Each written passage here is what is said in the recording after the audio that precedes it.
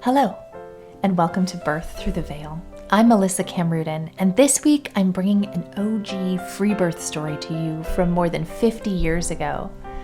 I'm right now at the beginning of a year-long program with Wapio from the Matrona, and she has brought to us the difference between ideas and ideologies. To put it simply, ideas are coming from a curious place, something to try, something I might want. Ideologies are more entrenched and come with possibly more baggage, maybe from pain, maybe from a deep sense of belief. Sometimes free birth can be an ideology, and sometimes we need that. When things need to shift, perhaps the pendulum has to swing, and sometimes we need to be entrenched in what we want. But this story of free birth, this one comes from an idea, not a movement. And I don't say all of this to denote some sort of hierarchy and why we choose to birth the way we do, but rather to note a certain purity and beauty that I found in this story. In this episode, Olga shares the birth stories of her two children, and at the end, she shares about her husband's home death and the beauty of bringing birth and death back to the home. I love hearing people's stories and stories of their lives. I find my life in there, commonality. It leaves me a more gracious human. Enjoy this one. Thank you so much for joining me today. Sure. Why don't you start at the beginning? Like, where does your mothering journey begin? 52 years ago, my son was born in a little place called Florence, Oregon. And actually, I was very excited when I found out I was pregnant. And at that time, I was in Brookings, Oregon. And we had a 48-passenger school bus that we had just renovated as a home on wheels.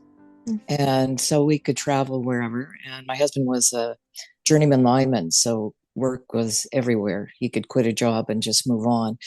So anyway, we ended up in Florence, Oregon when I was probably about, just let me back that up because as soon as I found out I was pregnant, I wanted to find out what I could about natural childbirth, about breastfeeding. It was all new to me, and I didn't have family near me. They were in California. And so I had to start from scratch, basically. And in Brookings, it was a very small place at that time. I'm sure it's grown. But anyway, I walked into the library to see what they had for natural childbirth books and so forth. And I couldn't really find anything. So I walked up to the desk and asked them if they had anything. And she said, wait a minute. She goes behind the desk and she gets this book and she brings it out. And I'm sure they kept it behind the desk because it had pictures of naked women in it, right? In stages of labor and so forth. And so as she walks me to the door, she tells me that I must be very brave because I'm going to attempt natural childbirth. And I just was a little bit awed by that because I thought, it's natural, right? Yeah. So anyway, we end up in Florence and in our school bus in a campground. And I wanted a home birth, but my husband felt that the best place, safest place for a mother and child would be the hospital. And he had had 3 kids from a previous liaison marriage, and he did not want, he wasn't up to it, let's put it that way. And I knew that I couldn't, I was still going to try to convince him anyways. But he ended up going on a job of construction in Alaska. So I was left to fend for myself, so to speak. And I didn't have a choice of family doctors or anything, but the doctor that I met was the only one, I guess, that was available to take me on as a patient. And when I first met him, he couldn't look me in the eye. He was very shy, and I didn't really know that at the time. And he had these silver decorated cowboy boots that caught my attention. So I thought, he's kind of weird, But anyway, I started talking to him, and I would bring a notebook with questions because I wanted to make sure that I could get all my questions answered. And my husband, when he came back, and I'm getting into a nesting frenzy because I want to make sure that everything's in order for me, for us, for the baby. And I had heard about a hospital in Eugene, Oregon, which was 60 miles away from us. We're on the coast. And I convinced my husband to drive there.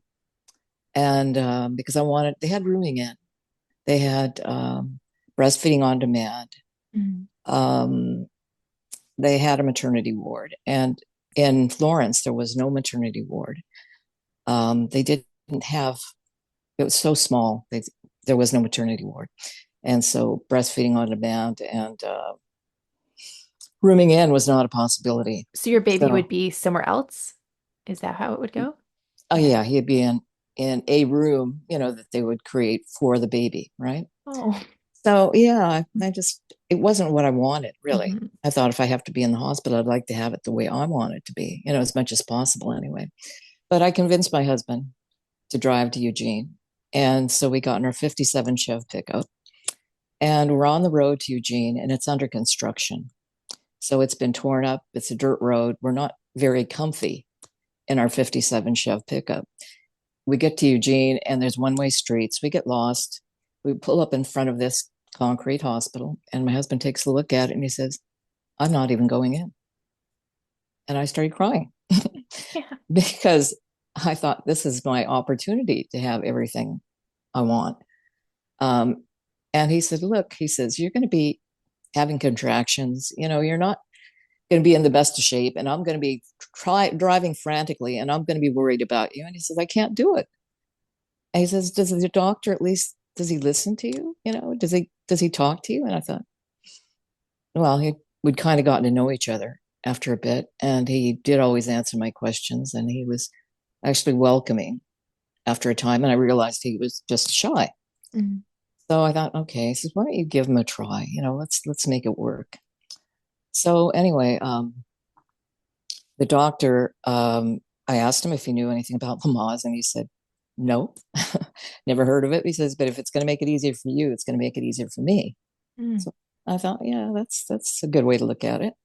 And I asked if my husband could be in the living room, and he picks up the phone and he calls the hospital and he puts the phone down. And I said, well, what did they say? And he says, well, they said no, but I say yes, he can be in the living room. And I thought, okay, good. He's got a backbone. Yeah. um, and I tried to convince him about breastfeeding on demand. And he said, well, yeah, I don't see why not. I said, I don't want him fed sugar water. Mhm. I said, I don't see why not. So anyway, in our school bus, my husband had made us a bed that was a couch by day and a bed by night. And so I'm lying in bed about 6 o'clock in the morning and I hear a pop and my water starts gushing because the water's broke. And so conveniently, we had a bathtub right next to the bed. So I could hop in the bathtub and release the rest of my water. And I said, well, we're going to have a baby today, 2 weeks earlier than the actual date. And I wanted to hop in the shower. My husband said, nah, nah, you're going to go to the hospital right now because you know what they say, you can't risk any infection. You got to go.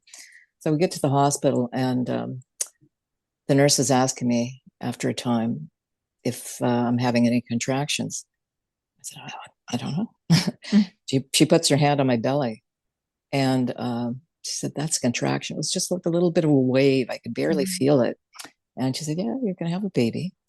Because at first she was questioning me as to whether was I sure that the Mhm. waters actually broke? I didn't just pee myself. Mhm.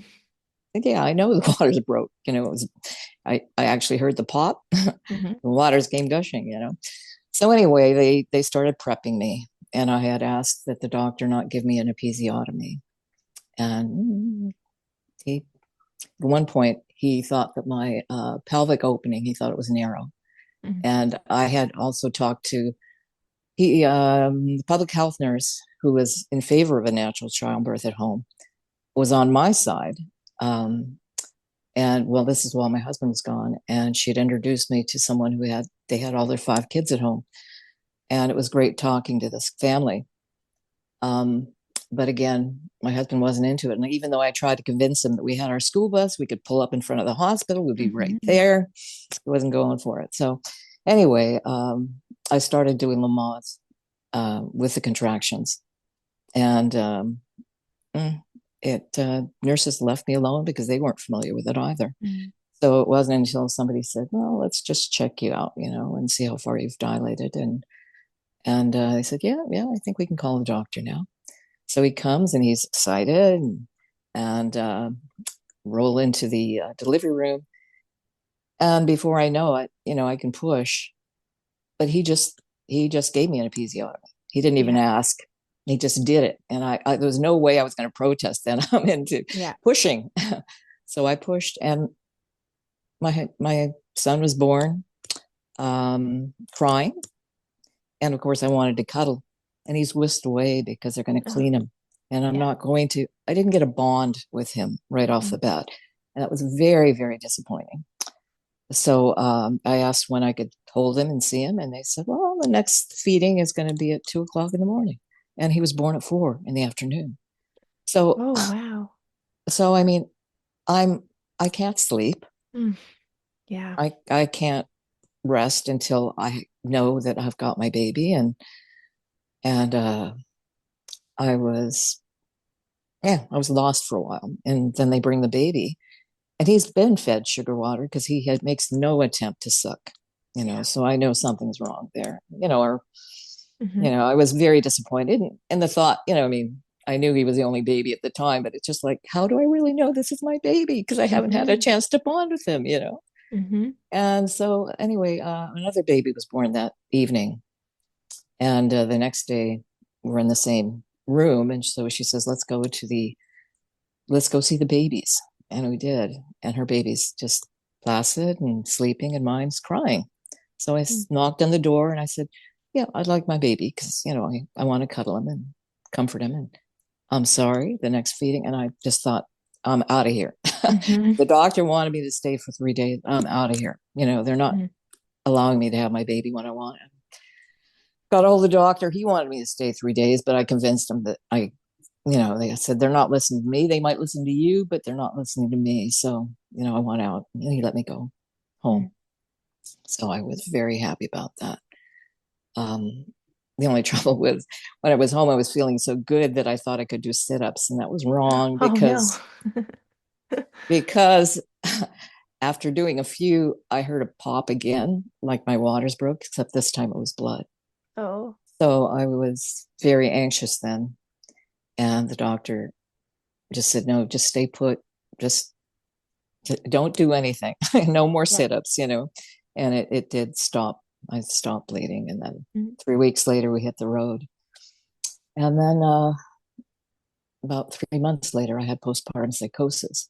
Mm. So that was a whole different story. But um, at that time, it was 1973. No one knew what postpartum psychosis Mm. was. I went in and out of mental hospitals, and it was a very traumatic experience for me. And at one point, one psychiatrist finally came up with the term postpartum psychosis. So that at least gave some meaning to what I was experiencing. And I was able to actually finally leave that hospital, and I was on the mend. And I was recommended that, well, number one, that I'd be on the medication for forever and that I Hmm. should have no more children. But on the way home to Oregon, we were in California then. My husband said, "You don't need these pills anymore, throw them away." And I didn't need them anymore. Mm. Whole different headspace. So when our son, 1976, he was born 72, 1976, I gave birth to my daughter at home. But um, the story was again that when I got pregnant, um, my husband said, well, still feel that the hospital is the best place. But we did want our son to be with us in the delivery room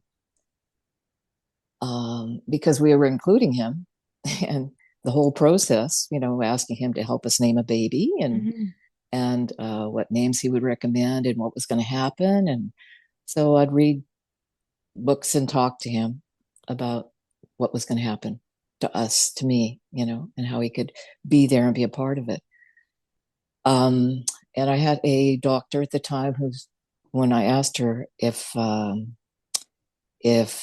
son could be with us in the delivery room, she said, okay by me, but you're going to have to go to a whole hospital board meeting because the hospital is not fine with it. Mm. So attend this meeting. And my husband and I did. And we couldn't speak on our behalf.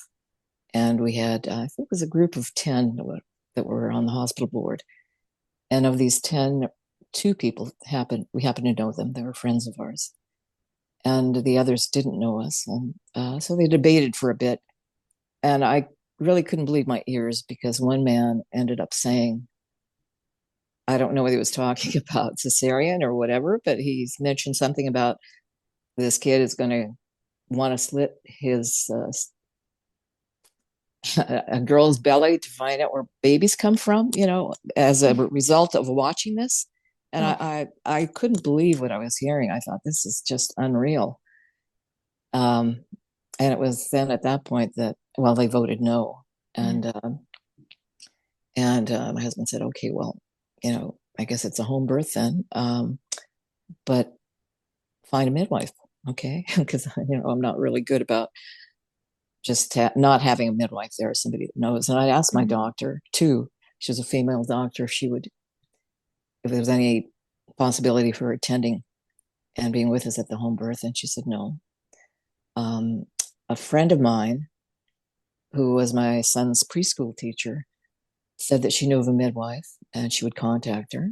And her friend said, yes, she would come, but I would have to be part of a documentary on home birth. Oh. And I said, fine, I'm good with that, And as it was, she couldn't make it because she had some commitment in Ontario that she had to go to, and she would not be able to be with us. So it's getting closer to the due date. And my husband said, when he heard that she couldn't be available, and it wasn't like midwives were popping up everywhere and I had access to finding them, I tried. So he just said, okay, I'm okay with it. And he started reading books and looking into all the books I had around. And we invited two of our friends. One was my son's preschool teacher, and one was a friend that had a farm, and she had ducks, chickens, geese, goats, and she had, of course, helped her goats deliver babies, kids, of course, but she had never been in a home birth. And I don't believe Nancy had been at one, but she was keen on helping out. And our son knew her, so he'd be comfy with her too, as well. So it wasn't until later, after our daughter was born, though, my husband told me that he spent many sleepless nights thinking about all the possibilities of things going wrong. And so he was apprehensive. Yeah. And I just knew, we had a beautiful birth the first time. Everything went well. We had no problems with the first birth. So I was just confident. I was really optimistic about the whole thing. And I was very anxious to have everything I wanted at this home birth that I didn't have with my first baby. So I was really looking forward to it. So we planned a trip to McBride, and at midnight, I started getting contractions, and I knew what they were this time. So very light, but they were contractions. So we were going to have a baby, and the baby was going to be coming 2 days earlier than anticipated, but that was okay too. And so I called my friends, and we were in a log cabin on a place called the Ranch of the Vikings.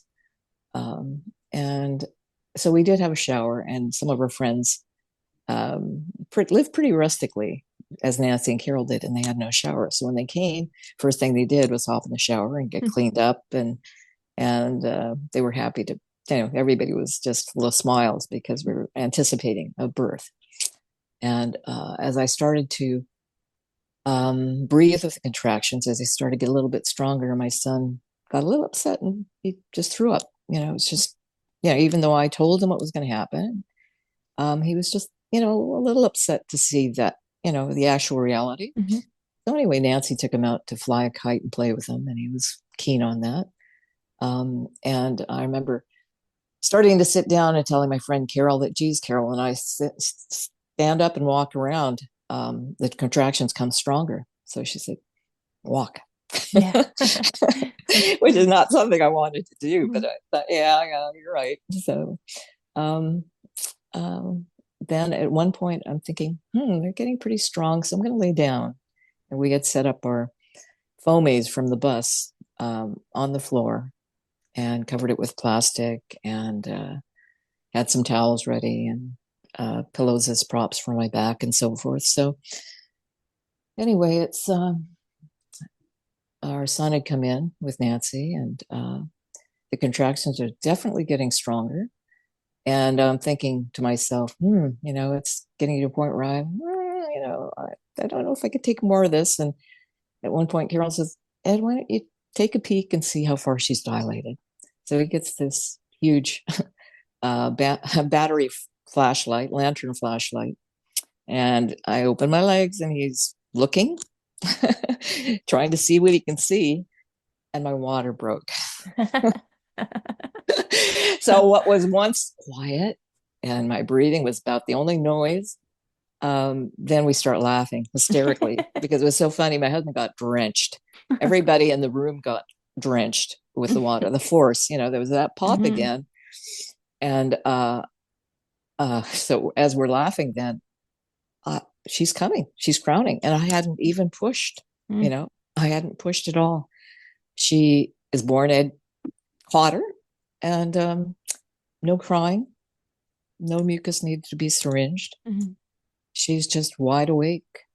And I was given, she was given to me and she sucked right away. Mhm. And so, pardon me, it still makes me cry. Oh, it's so beautiful. It was. Hmm. Mm. Yes. How birth is meant to be. Hmm. It was everything. Hmm. I have no regrets about my first birth because it happened naturally too. I was Mm. really happy with that. But just the aspects afterwards where I didn't Yeah. get a chance to hold and bond, I had that with my daughter. Yeah. So it meant the world to me. So I found out later on, well, Nancy and Carol went away. I mean, they couldn't stop grinning. They went to find a scale so we could get an idea of the birth weight. And when they came back, they brought a bottle of Blue Nun white wine with them to Mhm. celebrate. And they couldn't find a baby scale or anything, so they brought back just a bathroom scale. And her daughter was swaddled up, in blankets. And so when my husband started to take off the blankets and started to put her on the scale, she started to cry, just like, ah. And he said, Cold. I can't do it. He said, I can't. Yeah. She's not going to get weighed today. That's it. Yeah, she was comforted. And Carol and Nancy had said that when they went into town, all they could do was just grin. They couldn't even talk. Yeah. And just mention that the baby was born. It was a girl. And so, uh, yeah, a lot of So happiness. beautiful. Terrific. So beautiful. It's so magical to witness birth. Like it's Oh, amazing. I mean, like to give birth in that scenario, I've had a home birth similar to that.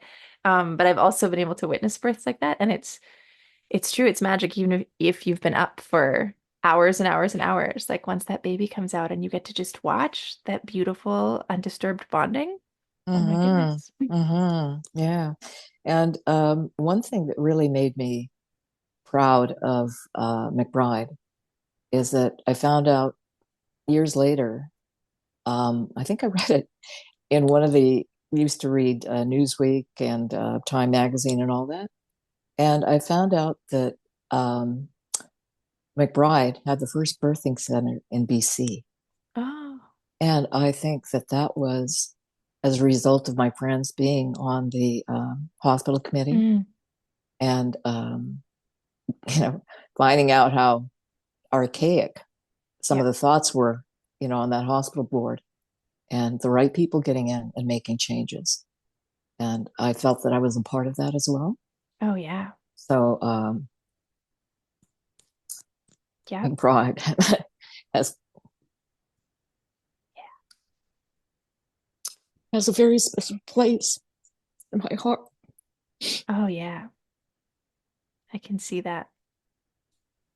That's beautiful. Some of those archaic things still exist. I think Mm, it's come a long way, but it's still I don't it's still challenging to bring your child to hospital if you want your toddler to come.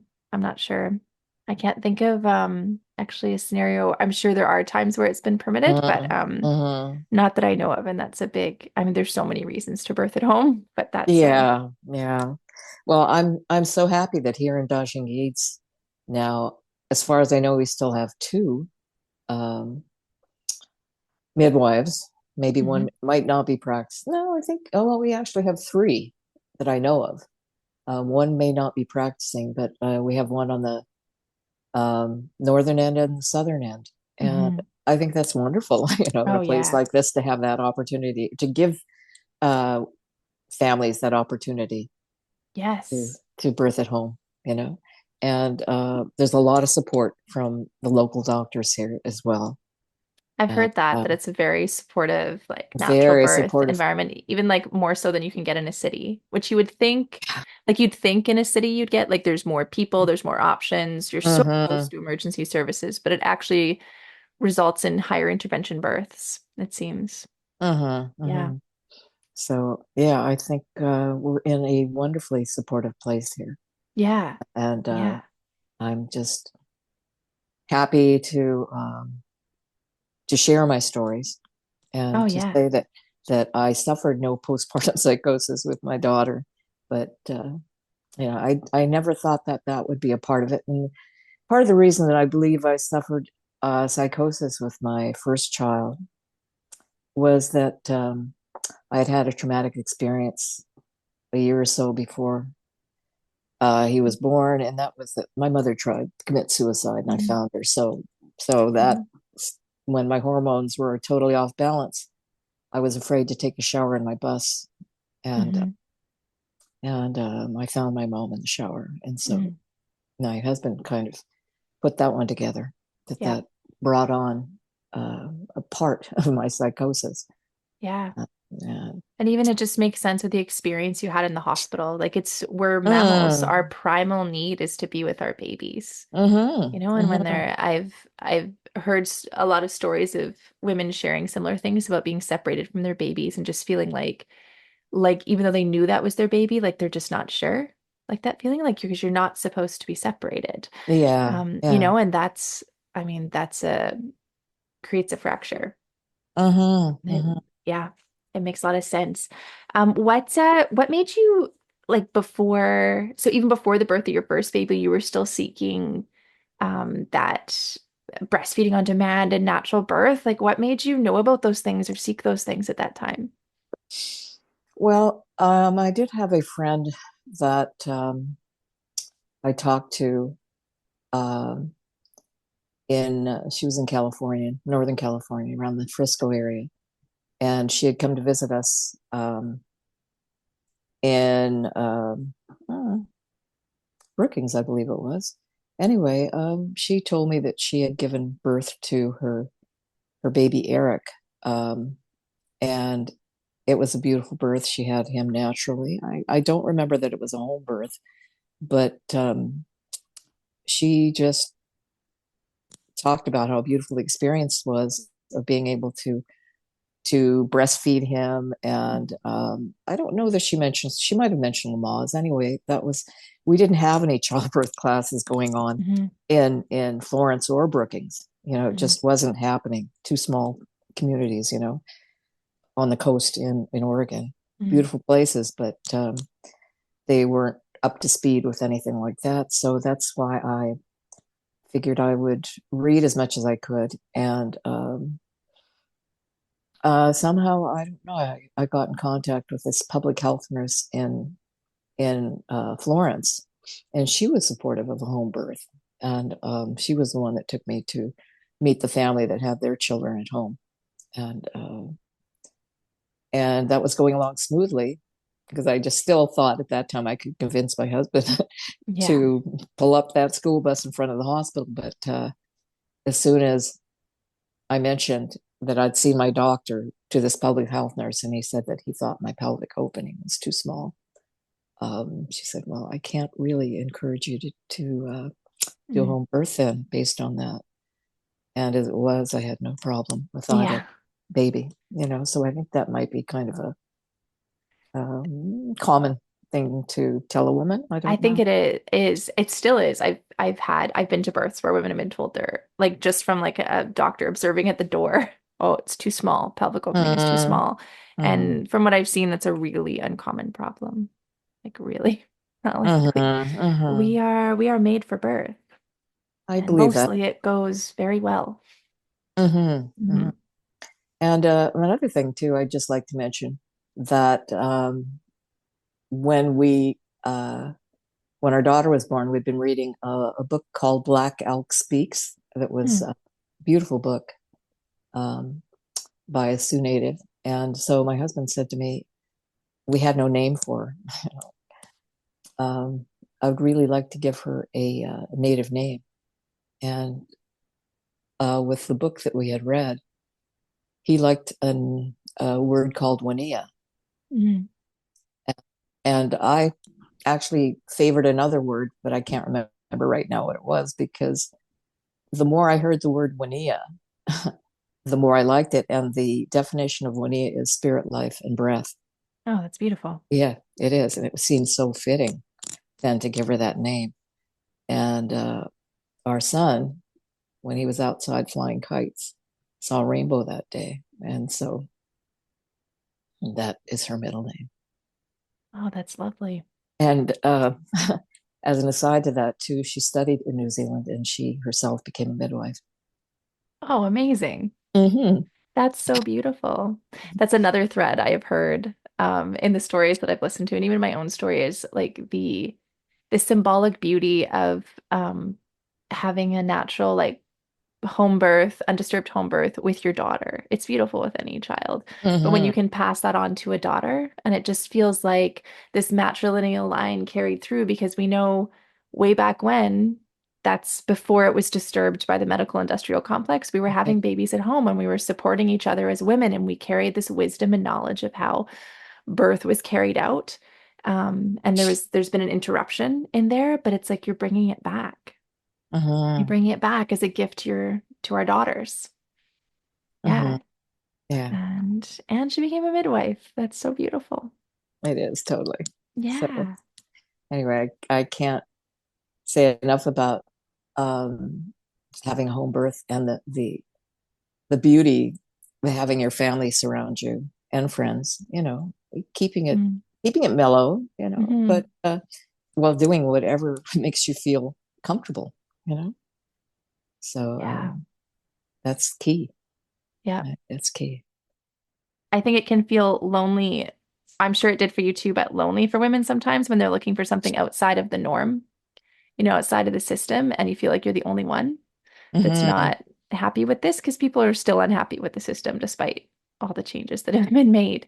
That's true. Yeah. And so just to hear like more ways that people give birth and that it's not something that's just happening now. It's been a long time of women generationally that know that feel this calling for home. Well, I just have to add that my mom, my dad, um, weren't able to be at either birth, and that actually was fine with me Hmm. because I thought that my mom and dad would be well. Number one, I don't think they would have understood home birth Hmm. because I don't think my dad was present when my mom was giving birth to her four children. I'm a twin, and Oh yeah. I just don't think that was something that he wanted to do or that was accepted Yeah, I'm really not even sure readily at men the were time. allowed in the Hmm. hospital. Yeah, it was a whole different ball game then, It's whole different true. scenario. But I was thankful that I could research it on my own, and it all came together. And I do believe that when a person sets their sights on something, Yeah. I tend to be optimistic that way, but I believe if you want something bad enough, you'll create the circumstances that will allow you to have that happen, Yeah, whatever it is. So, I agree. I agree. Yeah. I found that to be true in my life, that things will open for you. Things will hmm be shown to you if you want your eyes open to it, if you want to be able to find it. There's a way. yeah, I There's a do way believe. to get there. Yep. Yeah. Yeah. Oh, I hope for more births like this for all Me the people, too. hey? Me too. Hmm. Yeah, Yeah, because it's I don't know, there's nothing like it, right? I've never learned more about myself or um, felt more of like what can come from inside me, the power that resides inside me, right? That have like direct access exactly. to that than in making my own choices and yeah, birthing my babies in autonomy. Oh, Mhm. And yeah. sovereignty. Yeah. And it's just, I mark my life now. I will be 74 in a couple weeks, and I mark my life as having certain highlights Mhm. that are immeasurable and memorable. And birth, the birth of my son and my daughter are both highlights of my life that Yeah. are still fresh in my mind, and I won't ever forget that. I'm just so thankful that I've had that experience, and it's been positive for me for the most part. So, Yeah. Yeah, it's true. I think that's like always a pinnacle, hey, the birth of your children, no matter how it happens. mhm. But wow, next level when we Yeah, when we yeah, get to it do it. totally Yeah. life changing in every aspect of the word. Yeah, 100%. How do you Yeah, like living where you live? Are you enjoying? Have you been up I there a love. while? Yeah, 30 years with a year in Wow. Masset. Yeah, and Wow. we had lived in Masset in 77, 78. Our son went to kindergarten there, and we left because it was just a whole different scenario at that time. My husband was working for Hydro, Mm, and we had been living in Revelstoke, and we were living downtown in Revelstoke, which mm, was not something that we were used to. We lived up the Applegate Valley. We lived in different small community spots in Oregon, and so the only reason that my husband had a so-called permanent job in Revelstoke, mhm, and we were looking for a place to live, and he went into a small convenience store and just asked if they knew of any rentals, and they said, well, no, but there's a place that's a really good deal, and it was a couple streets away, a street away from the fire hall, which was a mm, problem. mm, But it was a beautiful older home under renovation. And the young man and his partner who had bought it, he got sick and he couldn't complete the renovation. So he had worked at a cedar mill. There was tongue and groove. There was all different types of cedar in the basement, ready for use in the renovation of the house. mm, And it would have been cheaper to buy that than to rent. So we bought it. But having two small children at the mm. time, and my husband, I wasn't working, I was taking care of the kids. My husband found it difficult to work 40 hours a week and then come home and start, Yeah. doing the renovation. So, and then we weren't used to being downtown. It was handy in terms Mhm. of me being able to take the stroller out with the baby and our son, but the fire hall, 9 o'clock, it would sound off, Mhm. and we weren't used to the noise. Mm. Not that it was really noisy, and we anyway, when my husband found out that there was a job opening on an island, the Queen Charlotte's, it was called instead of Yeah. Hawaii at the time. And he said, I've never lived on an island and I've always wanted to. What do you think? And I thought, well, yeah, it sounds interesting. So anyway, there we are in Masset, and we're barging our truck and our car and flying over on I think it was the Otter. And Mm, um, that was the no ferry at the time. mm. So whole different experience. Yeah. So anyway, and then we left because of my husband at that time had wanderlust, and he just wasn't ready for one road leading from the Mm, south to the north. He wanted to be able to scoot around a bit more. So we left and ended up in Terrace for 15 years, and then our friend who Ed had worked with in Massa was now managing in Queen Charlotte, which is now Dodging Geeds, and Mm-hmm. said, "You want to come back? There's an opening. You should come back." And our daughter had just graduated from high school, and we thought, yep, we always did love Mm-hmm. the Charlotte, so we came back, and here we are. Oh, it And, sounds awesome. I've never been. mm, I always like, that's somewhere I have to visit oh, someday. I would recommend it. Yeah, Yeah. it's special. But my husband passed away a year and a half ago from Mm, dementia-related causes, so mm, I'm on well, the way I look at it is that he's a free spirit now. He was able to mm. die at home, and that was Oh, a blessing as it well. is. And Melissa, I I tell this story, what actually happened. If you have just a minute I here, do. Yeah. Here. okay. Well, Mm, my husband had dementia for at least 3 years that we know of, maybe more. But mm, um, even though he didn't recognize me, he knew I was his caregiver, mm, and he didn't want anybody else. mm. I tried to have relief, and it didn't happen. And anyway, when it became clear that he was going to pass away, my daughter was able to come from Rossland. One of our grandsons, grandchildren was with us. Lives on the island. My son lives across the street. And my husband passed away. My son was being playing music that Ed would love. Mm. Uh, and my husband passed away with the last line of the song that Bob Dylan wrote, "Death is not the end." He took his last breath with the last line of Oh. the song. And maybe a couple of days later, it was full moon. And no, my son and daughter would go out to kind of just breathe. Mm. And my son came in excited and he was telling me, "Mom, you've got to come out and see this." He says, "There's a bird that's not a woodpecker."